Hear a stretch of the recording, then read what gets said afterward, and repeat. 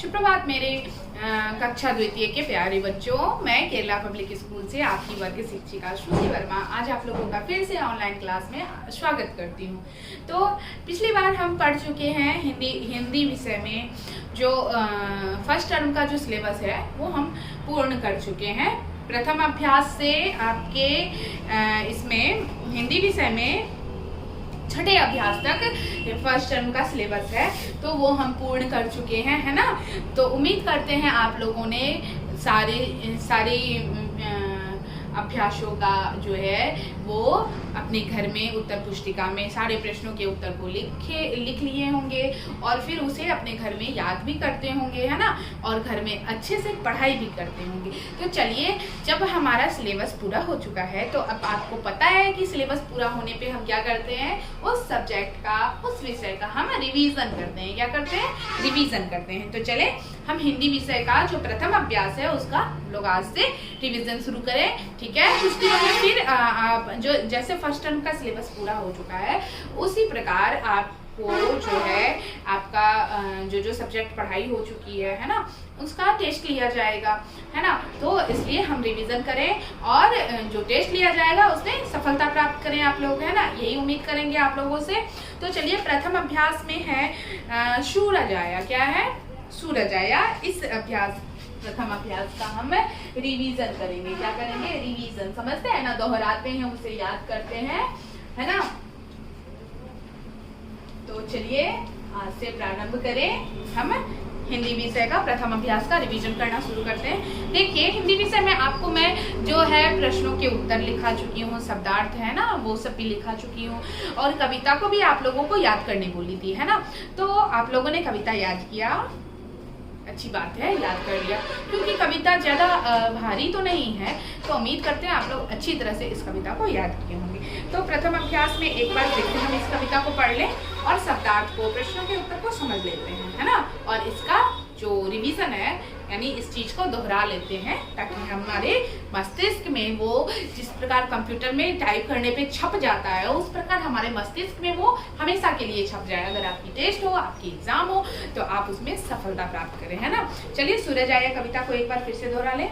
नया सवेरा लेकर देखो सूरज चाचा आए हैं, आलस छोड़ दिया चिड़ियों ने, सभी फूल मुस्काए हैं, मीठी बोली बोल बोल कर कोयल संदेश सुनाती है, सुबह हो गई जागो बच्चों, सबको यह बताती है, सपनों का संसार छोड़कर बच्चों बाहर आओ अब, अगर अभी ना आलस त्यागा पूरे काम करोगे कब, है ना।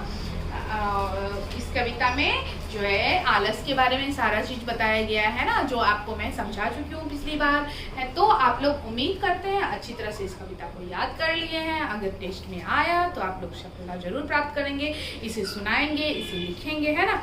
चलिए, तो इसमें शब्दार्थ के विषय में कुछ है। सवेरा, इसका अर्थ क्या होता है? सुबह, है ना। नया, इसका अर्थ होता है नवीन। संसार, इसका अर्थ होता है दुनिया। और त्याग, इसका अर्थ होता है छोड़ना, ठीक है। तो इन शब्दार्थ को आपको याद करना है ना। इसके बाद बहुवैकल्पिक प्रश्न है, सही विकल्प पर सही का निशान लगाना है। देखिए, सूरज को क्या कहा गया है? सूरज को चाचा कहा गया है ना। तो आपको तो ये झट से याद हो जाएगा, इसमें तो कोई परेशानी की बात है नहीं। कौन मुस्कुरा रहा है? तो फूल मुस्कुरा रहे हैं। मीठी बोली में कौन संदेश दे रहा है? तो कोयल दे रही है ना। इसी प्रकार अगला प्रश्न है, कविता में क्या त्यागने को कहा गया है? कविता में आलस को त्यागने के लिए कहा गया है। आपको आलस होगी पढ़ाई करने में तो आलस को त्यागिए और पढ़ाई अच्छे से कीजिए, सफलता को प्राप्त कीजिए। इसी प्रकार चिड़िया ने क्या छोड़ दिया, है ना। तो चिड़िया ने आलस छोड़ दिया। क्या छोड़ दिया है?